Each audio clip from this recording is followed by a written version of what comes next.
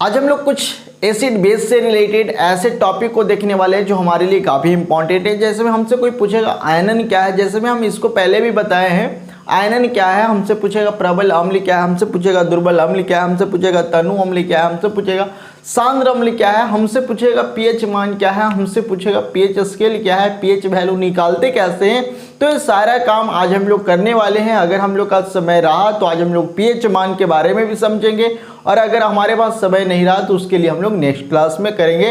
तो आज हम लोग देखने वाले हैं सबसे पहले आयनन को देखेंगे, उसके बाद हम लोग प्रबल अम्ल, दुर्बल अम्ल, तनु अम्ल और सांद्र अम्ल को देखने वाले हैं। तो चलो अब क्लास शुरू करते हैं। और आप लोग से मेरा ये उम्मीद रहेगा क्लास आप लोग अच्छे से कर रहे होंगे, नोट्स बना रहे होंगे, नोट्स तैयार कर रहे होंगे, और आप लोग का मंगलवार को टेस्ट होगा तो आप लोग टेस्ट में जरूर भाग लीजिएगा। टेस्ट में भाग लेने के लिए आप अपना सूची हमारे व्हाट्सएप पे या हमारे टेलीग्राम पे दर्ज करवाएं, आप जुड़ जाएं। आपको नीचे एक व्हाट्सएप नंबर नीचे दिख रहा होगा, उस व्हाट्सएप नंबर पे आप कांटेक्ट करके संपर्क करके पता कर सकते हैं कि हम किस तरह से टेस्ट में भाग लेंगे। टेस्ट आपको घर बैठे देना है, आपको कहीं जाने की जरूरत नहीं है, आप अपने मोबाइल से टेस्ट बिल्कुल फ्री दे सकते हैं। तो चलो अब आज का क्लास हम लोग शुरू करते हैं। तो सबसे पहले आज के क्लास में हम लोग देखेंगे आयनन।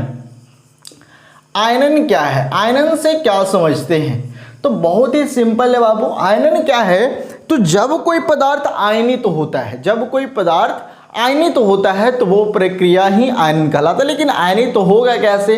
तो जब किसी विलयन में कोई विद्युत अपघट्य द्वारा जब एक पदार्थ से दूसरे पदार्थ में अपघटित होता है, और अपघटित होने के बाद जो पदार्थ आयनित होकर दिखता है वही प्रक्रिया जो होता है आयनन कहलाता है, या वो आयनन कहलाता है।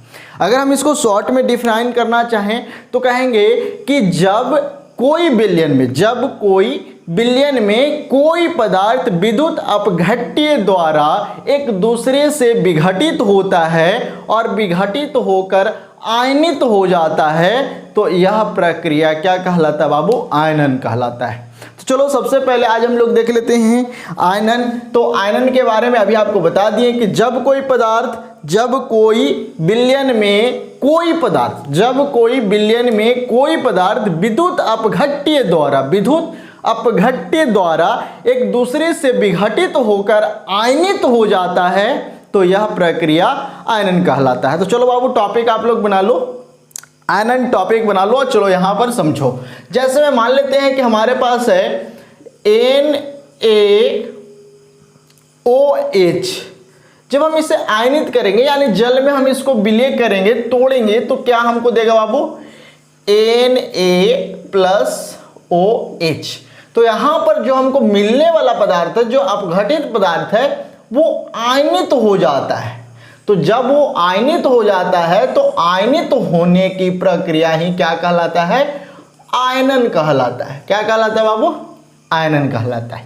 जैसे में NH4OH, तो इसे भी जब हम लोग जल में डालेंगे तो क्या हमको मिलने वाला है?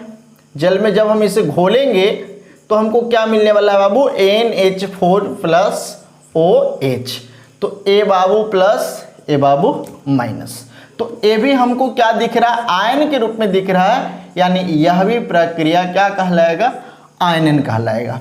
इसी तरह से अगर हमारे पास HNO3, अगर हम इसे जल में डालते हैं, विलय करते हैं, और विलय जब होता है तो ये टूट कर हमको क्या देता है? तो H+NO3, A Babu plus, A Babu minus. तो ए प्रक्रिया आयनन कहलाता है। क्या कहलाता है? आयनन कहलाता है। इसी तरह से अगर H2SO4 को जल में विलय करते हैं तो ये विघटित होता है, एक पदार्थ से अलग अलग पदार्थों में विघटित होता है, तो क्या मिलता है? H+SO4-। तो यह जो प्रक्रिया है क्या कहलाता है? आयनन कहलाता है। यानी सिंपल सी भाषा में हम लोग यही कह सकते हैं कि जब कोई विलयन में या जब कोई पदार्थ को जब हम जल में डालते हैं और वो विद्युत अपघट्य द्वारा वो विघटित हो जाता है और विघटित होकर आयनित हो जाता है तो यह प्रक्रिया क्या कहलाता है बाबू? आयनन कहलाता है। तो चलो जल्दी से आप लोग आयनन, इसका डेफिनेशन लिखना चाहेगा तो जल्दी से आप लोग आयनन लिख कर डैश दो और डेफिनेशन लिखो। लिखेगा जब कोई विलयन में आयरन का डिफिनेशन लिखिएगा, जब कोई विलयन में कोई पदार्थ विद्युत अपघट्य द्वारा एक दूसरे से अपघटित होकर आयनित होता है या आयनित हो जाता है, तो यह प्रक्रिया आयनन कहलाता है। चलो बाबू जल्दी से आप एग्जाम्पल में इसे नोट कर लो, चलिए नोट कर लिए। चलिए अब हम लोग नेक्स्ट देखते हैं बाबू प्रबल अम्ल।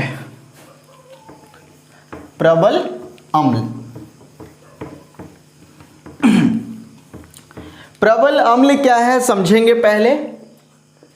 प्रबल अम्ल आप लोग अच्छे से पढ़िए, मेहनत कीजिए। इसको क्या कहेंगे बाबू? Strong acid.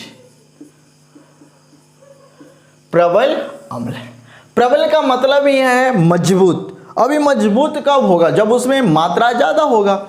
यानी अभी प्रबल अम्ल कैसे हम पता कर पाएंगे कि प्रबल अम्ल है? तो बाबू वैसा अम्ल, प्रबल का मतलब होता है क्या? मजबूत, स्ट्रांग। यहाँ पे आप दिख रहे हैं, यानी एकदम कन्फर्म है कि जो ज़्यादा अम्लीय होगा वो स्ट्रॉन्ग एसिड होगा। लेकिन हमको ये पहचानना है, कैसे हम पहचान पाएंगे?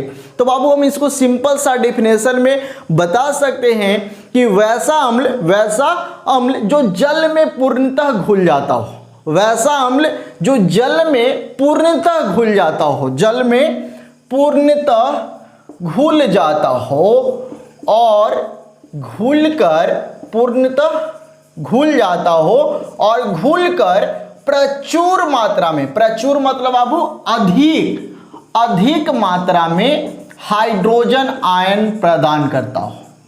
क्या प्रदान करता हो? Hydrogen ion. फिर से सुनिए, वैसा अम्ल जो जल में पूर्णतः यानी पूर्ण रूप से लगभग पूर्णतः घुल जाता है, लगभग पूर्णतः घुल जाता है और प्रचुर मात्रा में यानी अधिक मात्रा में हाइड्रोजन आयन प्रदान करता है, तो वैसे अम्ल को हम लोग क्या कहते हैं बाबू? स्ट्रॉन्ग एसिड कहते हैं, प्रबल अम्ल कहते हैं।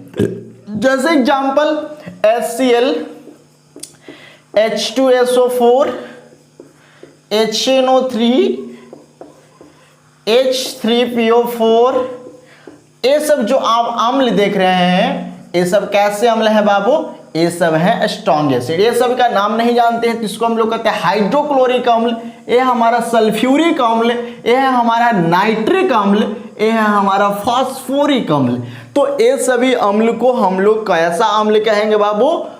प्रबल अम्ल कहेंगे। क्यों कहेंगे? क्योंकि ये जब जल में घुलता है तो जल में पूर्ण रूप से घुल जाता है और प्रचुर मात्रा में हाइड्रोजन आयन प्रदान करता है। तो ऐसे अम्ल को हम लोग क्या कहेंगे बाबू?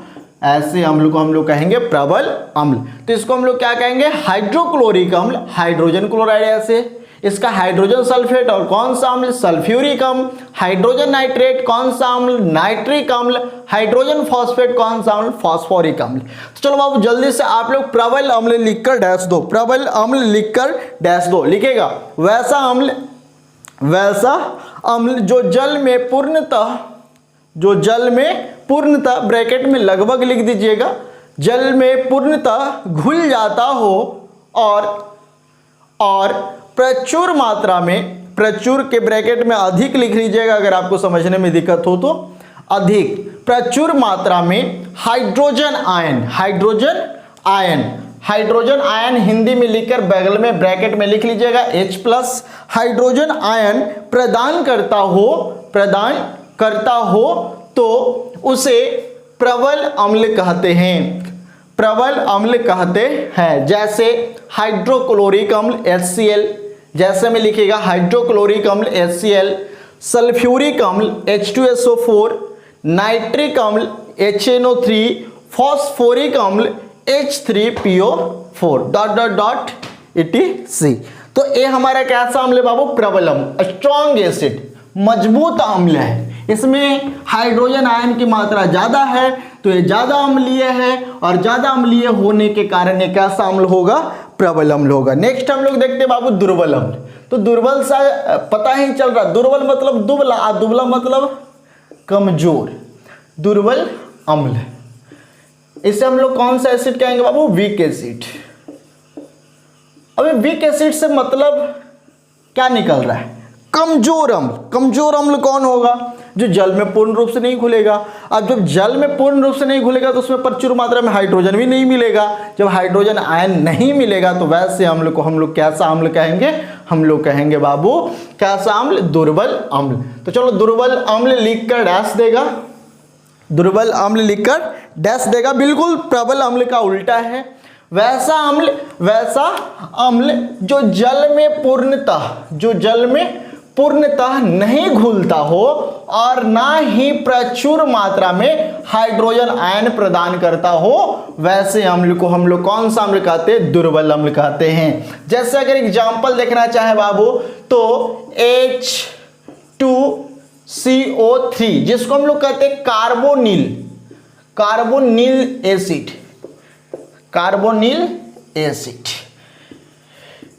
H3VO3 जिसको हम लोग कहते हैं बोरिक एसिड।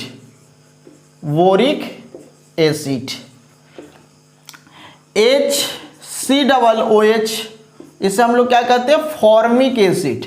तो ये सब जो आप एसिड देख रहे हैं ना, ये सब कैसा एसिड है? ये सब है वीक एसिड, दुर्बल अम्ल। CH3COOH इसे हम लोग कौन सा एसिड कहेंगे? Acetic acid. तो ये सब जो आप अम्ल देख रहे हैं ना, ये सब कैसा अम्ल है बाबू? दुर्बल अम्ल है। तो चलो बाबू जल्दी से दुर्बल अम्ल लिखकर डैश देगा, दुर्बल अम्ल लिखकर डैश देगा। लिखेगा वैसा अम्ल जो जल में पूर्णतः न घुलता हो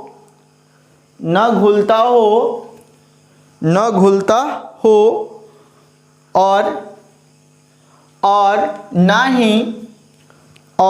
ही प्रचुर मात्रा में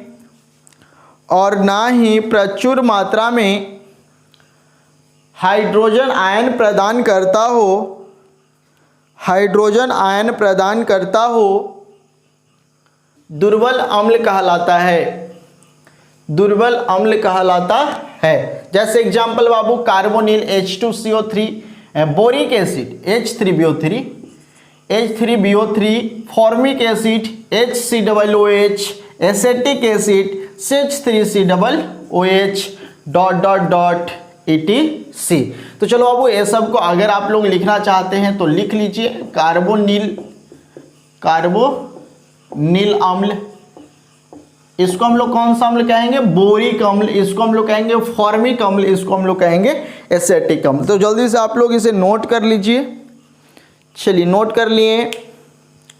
अब हम लोग देखते हैं बाबू तनु अम्ल और हम लोग देखते हैं सांद्र अम्ल। तनु अम्ल और सांद्र अम्ल से आप लोग क्या समझते हैं? तनु अम्ल और सांद्र अम्ल से आप लोग क्या समझते हैं? तो तनु का मतलब ही होता है पतला और सांद्र का मतलब होता है गाढ़ा।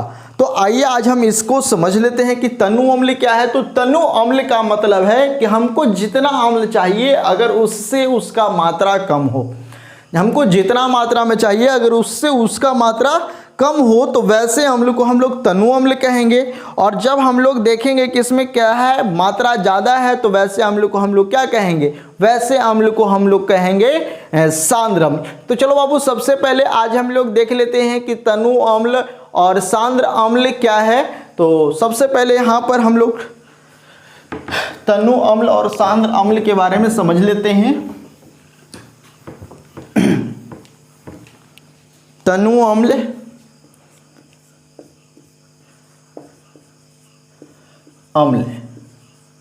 जिसको हम लोग कौन सा?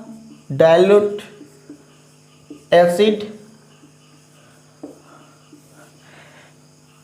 तनु अम्ल किसे कहते हैं? तो वैसा अम्ल जिसमें अपेक्षाकृत या क्या कह सकते हैं कि जब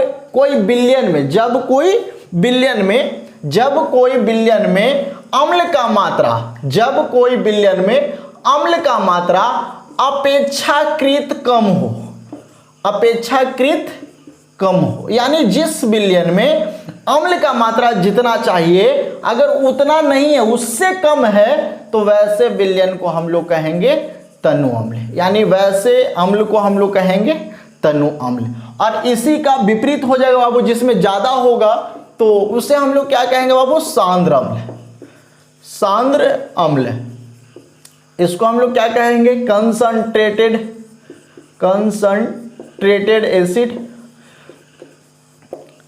एक क्या है, तो जब किसी विलयन में अपेक्षाकृत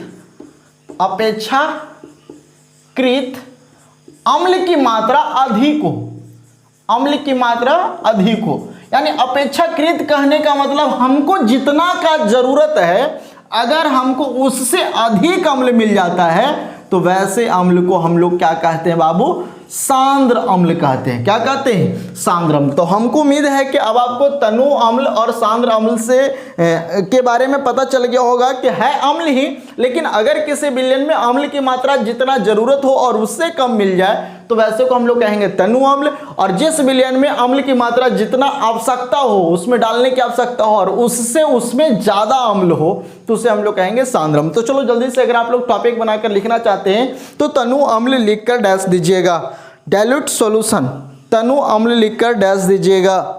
लिखिएगा वैसा विलयन, वैसा विलयन या वैसा अम्लीय विलयन, वैसा विलयन जिसमें अम्ल की मात्रा, जिसमें अम्ल की मात्रा अपेक्षाकृत कम हो, अपेक्षाकृत कम हो, उसे तनु अम्ल कहते हैं, उसे तनु अम्ल कहते हैं। वो जब हम लोग देखेंगे तब हम लोग समझेंगे कि कौन सा अम्ल तनु होगा, कौन सा। जैसे मैं आपको कहीं लिखा हुआ दिखाई देता होगा सांद्र H2SO4, सांद्र H2SO4, तनु HNO3, ऐसा कहीं लिखा हुआ दिखाई दे रहा है, यानी हमको जिस तरह का जरूरत मिल रहा है या जिस तरह का जरूरत पड़ रहा है वैसे ही अम्ल की आवश्यकता है, यानी इसमें हमको जितना मात्रा चाहिए उससे अधिक मात्रा अगर इसमें H2SO4 मिला है तो इस सांद्र H2SO4 हो जाएगा,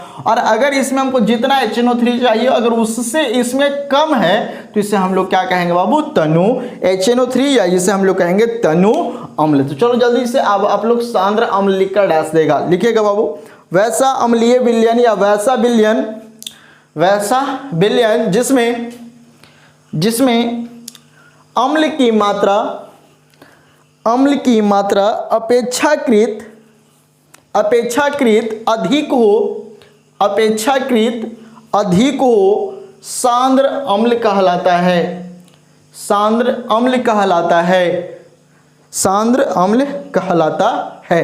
तो बाबू ये था हम लोग का सांद्र और तनु अम्ल। पीछे क्लास में हम लोग बहुत सारे बात देखे थे जो आपको दिखाया गया था कि उसके रिएक्शन कैसे होते हैं, वो कौन सा अम्ल है, किस तरह का अम्ल है। तो आज हम उसको बताने का कोशिश किए कि हम कैसे पता कर पाएंगे कि कौन सा अम्ल प्रबल है, कौन सा अम्ल दुर्बल है। तो इस कंडीशन से आप इस बात को समझ रहे होंगे, और अगले क्लास में हम लोग देखते हैं बाबू कि किस तरह से हम लोग पीएच मान को कैलकुलेट कर पाएंगे, और पीएच मान क्या है, पीएच मान को किसने दिया, क्या बताया, और किस तरह से हम लोग किसी विलयन में उपस्थित है जो उसका पीएच मान होगा, उसका अम्लीयता या क्षारीयता जो भी रहेगा उसको हम कैसे निकालेंगे, कैसे कैलकुलेट करेंगे। तो अगले क्लास में हम लोग इस टॉपिक को, इस बात को अच्छे से समझने का कोशिश करेंगे। तो आज का क्लास यहीं तक, लेकिन आज जो हम बताए हैं उसको आप याद कर लीजिए, और आप लोग का मंगलवार को टेस्ट होगा तो टेस्ट में आप लोग जरूर भाग लीजिएगा, क्योंकि अगर आप टेस्ट देते हैं तो टेस्ट में आपको पता चलेगा कि हम कितना पढ़े हैं। और ये जो टेस्ट होगा इसमें पहला चैप्टर और दूसरा चैप्टर जो अभी तक पढ़ाई हो रहा है वहाँ तक के क्वेश्चन मिले हुए रहेंगे और टेस्ट ऑब्जेक्टिव से होंगे।